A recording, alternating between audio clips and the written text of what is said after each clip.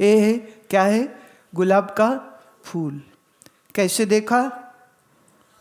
कैसे देखा? आंखों से। ये है गुलाब। कैसे सुना? कानों से। अजन ऐसे मिल जाए तो सूंघेंगे तो कैसे? नाक से। अच्छा, इसकी पत्ती ऐसे तोड़ो और मुख में डाल के खाओ तो स्वाद आएगा। स्वाद किससे लिया? जीभ से। और जब छुआ इसको तो स्पर्श है। ये क्या हुई? स्पर्श इंद्री। 5 इंद्रियां आपके पास, 5 ही बाहर चीजों को देखा। इसमें रूप है, इसके सुगंध है, इसका स्पर्श है, इसको खाएंगे तो स्वाद है ना। और ऐसे हिलाओ ना तो पंखड़ी हिलती तो शब्द भी है। तो शब्द, स्पर्श, रूप, रस, गंध, 5 ही चीजें तो है। अब ऐसे मैं बोलूं ये किताब क्या है? इसमें भी 5 शब्द।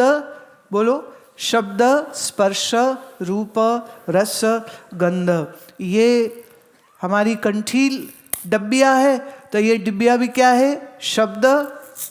ये शब्द, स्पर्श, हार्ड है, रूप, रस, गंध। ऐसे ही ये जो कपड़ा है आपका, इसमें जो तुम्हारा शरीर है ना, अपना शरीर क्या है? इसमें भी शब्द, स्पर्श, रूप, रस, गंध। चंद्रमा ऊपर क्या है? रूप, रस। चंद्रमा के रस से सारी वनस्पति चलती है ना। रस। अब तुम कहोगे चंद्रमा की गंध भी होती है, क्यों नहीं होती है? ये चंद्रमा का रस जो फूलों में, पेड़ों में, वनस्पतियों में जो खुशबुओं में परिवर्तित हो रहा है।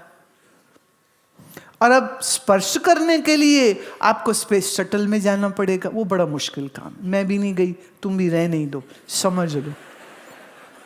चंद्रमा में भी क्या है?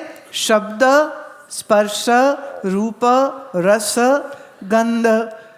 अब दुनिया की तमाम चीजें किस में आ जाएंगी? 5। शब्द, स्पर्श, रूप, रस, गंध।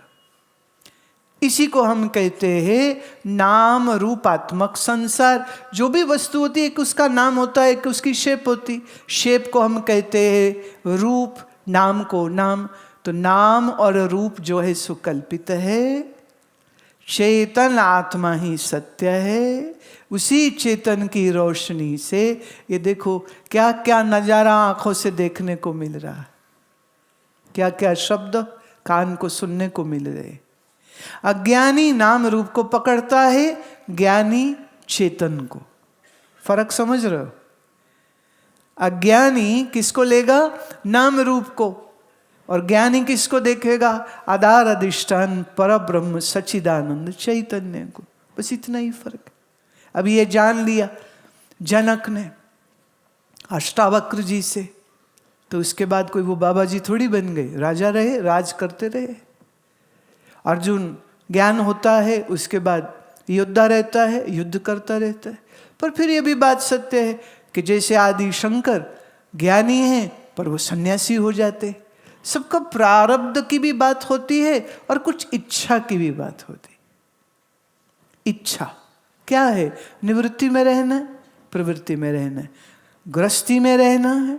अब कोई बोलेंगे गृहस्थ श्रेष्ठ है, सन्यासी नहीं। सन्यासी कहेंगे नहीं हम श्रेष्ठ है, ये गृहस्थी तो भोगी होते हैं। पर ज्ञान ये कहता है गृहस्थी या सन्यासी श्रेष्ठ कौन? बोले दोनों श्रेष्ठ नहीं। आत्मज्ञानी है तो गृहस्थी भी श्रेष्ठ हो गया और सन्यासी भी श्रेष्ठ हो गया। और अगर सन्यास तो ले लिया, मूंड तो मुंडा लिया, पर आत्मज्ञान नहीं पाया तो वो भी झूठा हो जाएगा। तो श्रेष्ठ क्या? ज्ञान। श्रेष्ठ क्या? ज्ञान, आत्मज्ञान, ब्रह्म ज्ञान, ये श्रेष्ठ है। ये हमारे पास अगर है तो कोई चिंता नहीं, रह भी नहीं सकती।